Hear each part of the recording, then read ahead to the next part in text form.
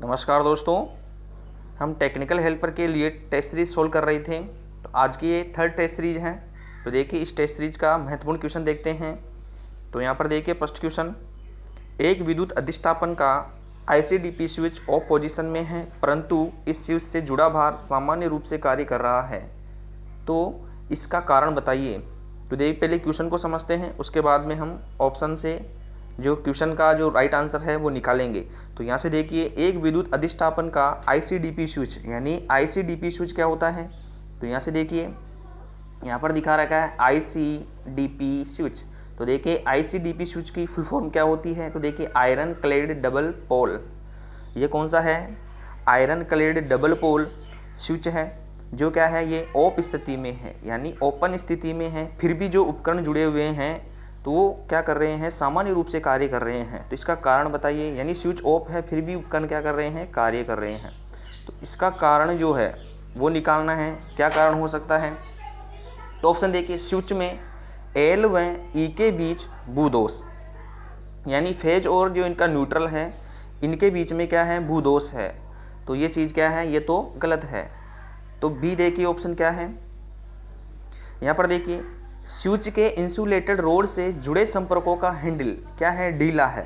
तो ध्यान रखिए स्विच के जो इंसुलेटेड रोड से जुड़ा हुआ जो संपर्क है, जो कॉन्टैक्ट है वो क्या है, ढीला है। तो इसका जो राइट आंसर होगा वो क्या होगा, बी। सी देखिए कौन सा है, इनमें से एल व एन के बीच लघुपथ, लघुपथ नहीं है, लघुपथ होने पर कार्य नहीं करेगा। यहाँ से देखिए क्षतिग्रस्त सांख्यिकी शाला के कारण स्विच में विरोध विवर्ती अवस्था है, ये भी नहीं होगा। तो यहाँ से देखिए इसका जो राइट आंसर निकल रहा है वो कौन सा है, कि स्विच के इंसुलेटेड रोड से जुड़े संपर्कों का हैंडल क्या है, ढीला है। तो चलते हैं नेक्स्ट क्वेश्चन पर। नेक्स्ट क्वेश्चन देखिए आपकी स्क्रीन पर है, नियंत्रण और सुरक्षा के लिए घरेलू और वाणिज्यिक प्रतिष्ठानों में लघुपथित वियोजक का उपयोग किया जाता है। वाणिज्यिक के रूप में उपलब्ध एकल ध्रुव के द्वारा निर्धारण का परिसार क्या है। ऑप्शन देखिए 2 से 6 एम्पियर, 0.5 से 60 एम्पियर, और यहाँ से देखिए 1.0 से 62 एम्पियर, डी है 6 से 32 एम्पियर। तो पहले देखिए क्वेश्चन को अच्छी तरह से समझते हैं कि नियंत्रण और सुरक्षा के लिए जो घरेलू वाणिज्यिक प्रतिष्ठान है, यानी नियंत्रण यानी कंट्रोलिंग के लिए क्या करना है, घरेलू और प्रतिष्ठान यानी वाणिज्यिक प्रतिष्ठानों में लघुपथित वियोजक का उपयोग किया जाता है। तो यहाँ से देखिए लघुपथित वियोजक क्या होता है, जिसे बोला जाता है एमसीबी। क्या बोलते हैं, एमसीबी। तो एमसीबी के लिए बताना है। तो यहाँ से देखिए एमसीबी की फुल फॉर्म क्या होती है, मिनिएचर सर्किट ब्रेकर। तो यहाँ से देखिए लघुपथित वियोजक का उपयोग किया जाता है तो वाणिज्यिक के रूप में उपलब्ध जो एकल ध्रुव के द्वारा निर्धारित परिसर क्या होगा, यानी इसमें बताना है ये कौन सा है, एकल पोल का है। तो इसकी जो परिसीमा होगी वो कितने माप की होगी। तो यहाँ से देखिए इसका जो राइट आंसर होगा, ध्यान रखें, वो होगा 1 से 62 एम्पियर। इसका जो राइट आंसर कौन सा होगा, 1 एम्पियर से लेकर 62 एम्पियर तक। ध्यान रखिए एकल ध्रुव के लिए कितना होता है, 1 से लेकर 62 एम्पियर तक। और ध्यान रखिए यदि हमें पूछा जाए डबल यानी दोहरा सीरीज के लिए, तो हाई जो रेंज रहती है वो कितनी रहती है, 100 एम्पियर। ध्यान रखें एग्जाम में क्वेश्चन पूछ सकता है। अब चलते हैं नेक्स्ट क्वेश्चन पर। नेक्स्ट क्वेश्चन देखिए आपकी स्क्रीन पर रहेगा, शीतगृह में खांचेदार जगह पर किस तरह की वायरिंग का उपयोग किया जाता है। शीतगृह मतलब क्या है, जहाँ पर ठंडी जगह या बर्फ़ की जगह, बर्फ़ वाले स्थानों में वहाँ पर जो खांचे यानी जो स्लॉट में जो वायरिंग करते हैं, यानी खाँचों में जो वायरिंग करी जाती है उसके बारे में बताना है कि कौन सी प्रकार की वायरिंग प्रयोग में ली जाती है। यानी शीतगृह वाले स्थानों में, शीतगृह वाले स्थान कौन से होंगे, जहाँ पर जैसे बर्फ़ या अधिक नमी वाले स्थान, वहाँ पर कौन से लेंगे। तो ऑप्शन देखिए, शीशा का उचित वायरिंग, बी है क्रीट वायरिंग, सी है केसिंग कैपिंग वायरिंग, और डी है बेटेन वायरिंग। तो देखिए इसका जो राइट आंसर होगा वो कौन सा होगा, शीशा का उचित जो वायरिंग होती है उसका प्रयोग करना चाहिए। ध्यान रखिए लेड का उचित जो वायरिंग होती है उसका प्रयोग कहाँ पर किया जाता है, शीतगृह वाले स्थानों पर। ध्यान रखें। अब चलते हैं नेक्स्ट क्वेश्चन पर। तो देखिए नेक्स्ट क्वेश्चन आपकी स्क्रीन पर रहेगा। तो नेक्स्ट क्वेश्चन को पढ़ते हैं और समझते हैं।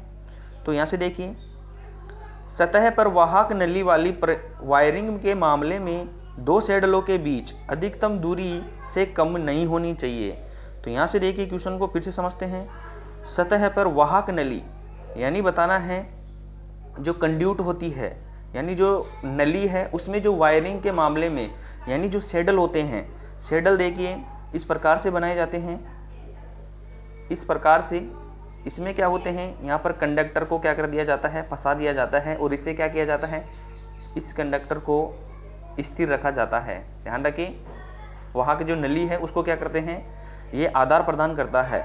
तो यहाँ पर देखिए जो दो सैडल होते हैं, यानी एक केबल में यहाँ से देखिए इन दो सैडलों के बीच की दूरी, इन दो सैडलों के बीच की दूरी बताना है कि कम से कम नहीं होनी चाहिए।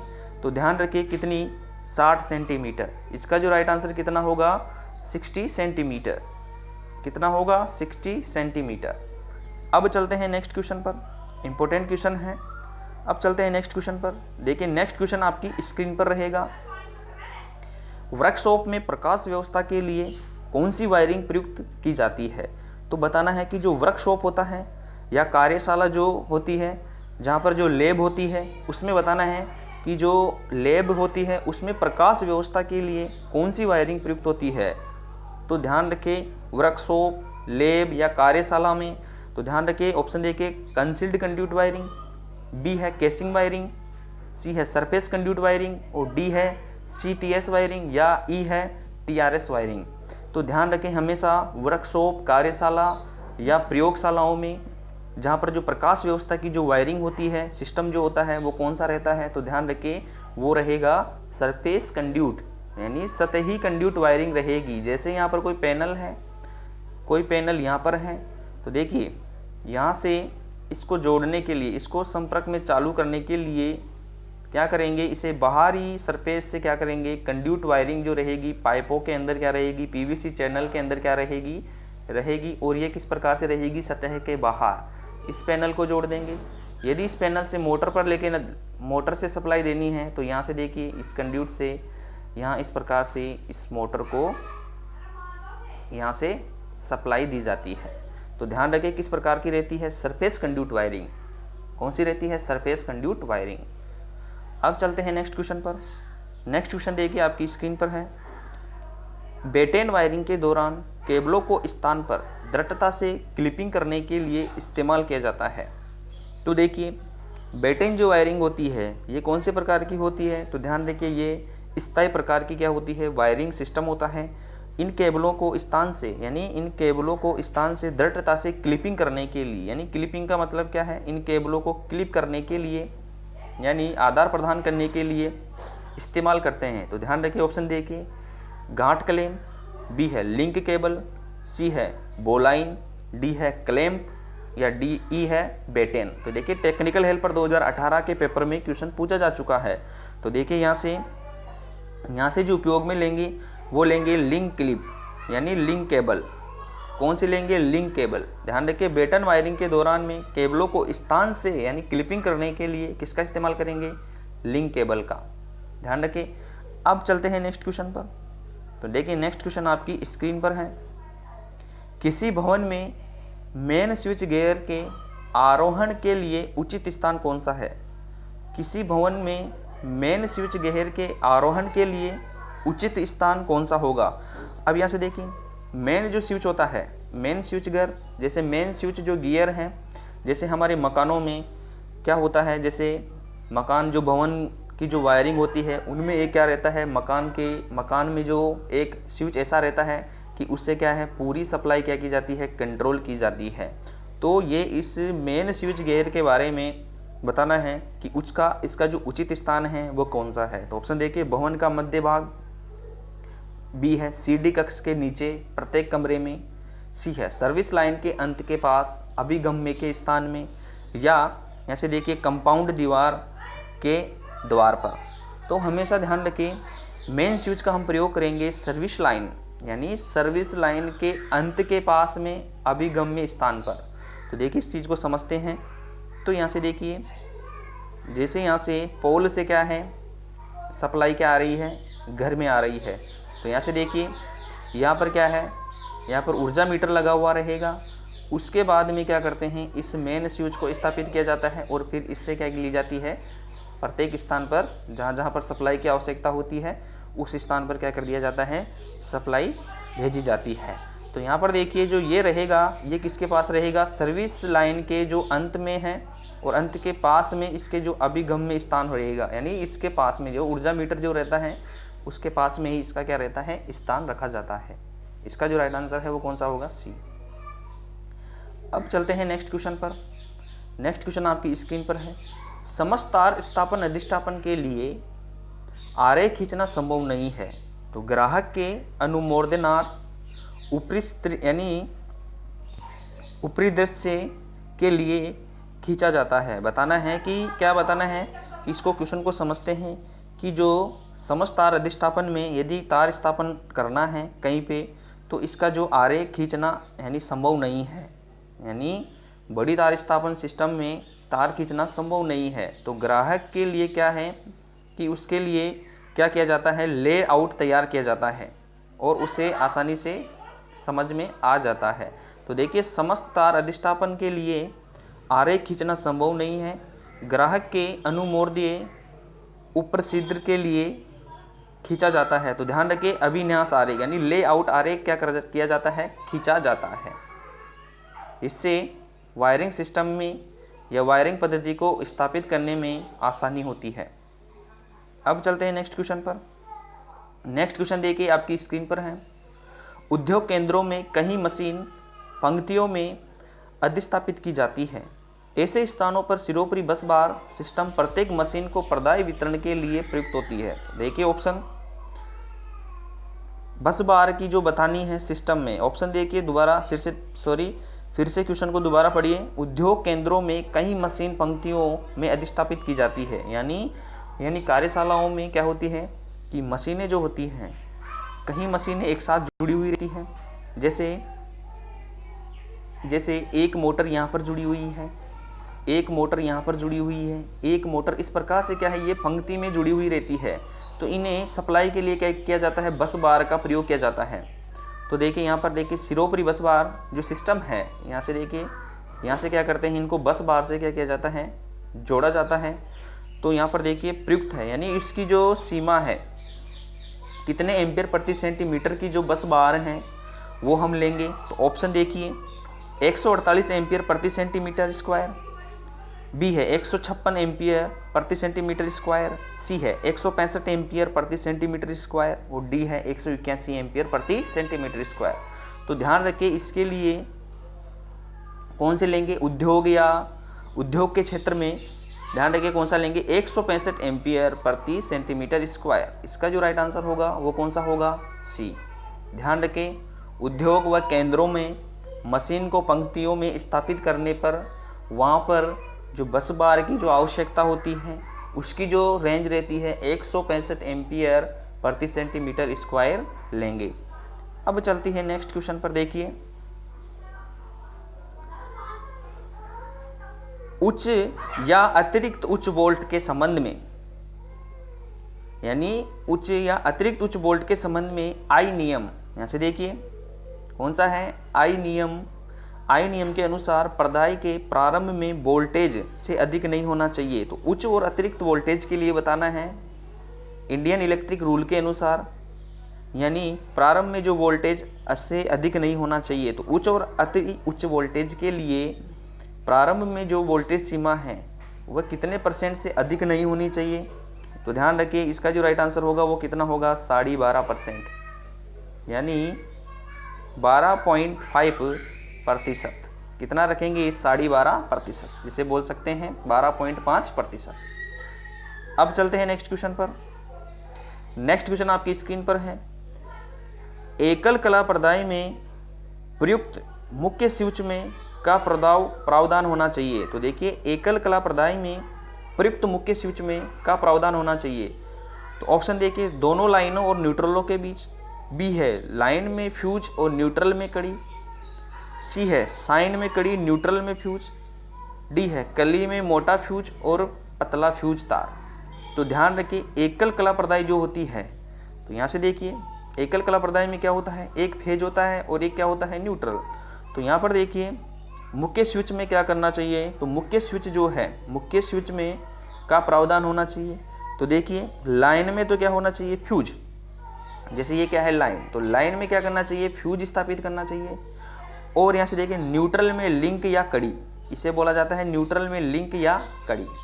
तो ध्यान रखिए न्यूट्रल में कौन सा लेंगे, तो न्यूट्रल में कौन सा लेंगे, न्यूट्रल में कड़ी लेंगे और लाइन में क्या लगाएंगे, फ्यूज। तो इसका जो राइट आंसर होगा वो कौन सा होगा, बी। अब चलते हैं नेक्स्ट क्वेश्चन पर। नेक्स्ट क्वेश्चन आपकी स्क्रीन पर है। लघु सर्किट तोड़ने एमसीबी नियंत्रण और सुरक्षा के लिए घरेलू और वाणिज्यिक प्रतिष्ठानों में किया जाता है। डबल पोल और ट्रिपल पोल एमसीबी वर्तमान रेटिंग है, तो ये बताना है। तो यहाँ से देखिए लघु सर्किट तोड़ने के लिए यानी शॉर्ट सर्किट से बचाने के लिए मिनिएचर सर्किट ब्रेकर का क्या किया जाता है, प्रयोग में लिया जाता है। और इनके सुरक्षाओं के लिए जो घरेलू वाणिज्यिक प्रतिष्ठानों में डबल पोल और ट्रिपल पोल की जो एमसीबी है उसकी रेटिंग बताना है। तो यहाँ से ध्यान रखें डबल पोल और ट्रिपल पोल के लिए लेंगे 6 एम्पियर से 100 एम्पियर। कौन से लेंगे, 6 एम्पियर से 100 एम्पियर। इसका जो राइट आंसर होगा वो कौन सा होगा, डी, 6 एम्पियर से 100 एम्पियर। ध्यान रखिए। अब चलते हैं नेक्स्ट क्वेश्चन पर। नेक्स्ट क्वेश्चन आपकी स्क्रीन पर है। CTS वायरिंग में केबल अच्छी तरह से परिपक्व और सीधी सागौन की लकड़ी पर लगाए जाते हैं, जिसकी मोटाई इनमें से किससे कम नहीं होती है। बताना है कि जो CTS है यानी केप टायर शीतड़ी जो वायरिंग है उसमें जो सागौन की जो लकड़ी है, लकड़ी पर लगाई जाते हैं यानी CTS वायरिंग में क्या कर रहे हैं, यहाँ से देखिए क्वेश्चन को समझिए। सीधी सागौन की क्या है, कोई लकड़ी है, सीधी सागौन की लकड़ी है। इसकी मोटाई बताना है कि कौन सी वायरिंग कर रहे हैं, CTS वायरिंग कर रहे हैं। तो इस जो लकड़ी की जो मोटाई है वो कितनी रखें। तो ऑप्शन देखिए, या कितने से कम नहीं होनी चाहिए। तो ऑप्शन देखिए 20 mm, 25 mm, 22 mm और डी है 10 mm। तो ध्यान रखें सागौन की लकड़ी की जो मोटाई है वो कितने से कम नहीं होनी चाहिए, 10 mm से कम नहीं होनी चाहिए। अब चलते हैं नेक्स्ट क्वेश्चन पर। नेक्स्ट क्वेश्चन देखिए आपकी स्क्रीन पर है। घरेलू उद्देश्यों के लिए निम्न में से किस वायरिंग प्रणाली का इस्तेमाल किया जाता है। तो घरेलू उद्देश्यों के लिए वायरिंग का इस्तेमाल करते हैं। तो ऑप्शन देखिए cleat wiring, batten wiring, capping wiring, लकड़ी का आवरण या ई है गुप्त वायरिंग। यानी ध्यान रखें घरेलू जो वायरिंग होती है तो हमेशा देखिए वो क्या रहती है, कंक्रीट दीवार या जो प्लास्टर होता है उसके नीचे क्या रहती है, दबी हुई रहती है। तो यानी वो कौन सी होती है, कंसील्ड कंड्यूट वायरिंग। कौन सी होती है, कंड्यूट वायरिंग। कौन सी होती है, गुप्त वायरिंग, जिसे क्या बोलते हैं, गुप्त वायरिंग बोला जाता है। तो ध्यान रखें घरों में कौन सी वायरिंग की जाती है, कंड्यूट वायरिंग। यानी गुप्त जो होती है, गुप्त वायरिंग को ही क्या बोला जाता है, कंड्यूट वायरिंग। तो ध्यान रखें इसका जो राइट आंसर होगा वो कौन सा होगा, ई। चलते हैं नेक्स्ट क्वेश्चनों पर। नेक्स्ट क्वेश्चन देखिए आपकी स्क्रीन पर है। घरेलू वायरिंग अधिष्ठापन में जब पावर सर्किट को अधिष्ठापित करना हो तो निम्न बिंदुओं में से कौन सा उचित होगा। तो बताना है कि जो पावर सर्किट होता है, पावर सर्किट के लिए कौन सा बिंदु इनमें से उचित है। तो ऑप्शन देखिए 10 लाइट और 10 पॉइंट में 1000 वाट का होना चाहिए, बी है 2 लेआउट में 800 वाट, सी है 10 लाइन और 10 पॉइंट में 3000 वाट का होना चाहिए। तो ध्यान रखें डी है 2 लेआउट में 3000 वाट। तो ध्यान रखें पावर परिपथ के लिए क्या होगा, 2 आउटलेट में कितना होगा, 300 वाट।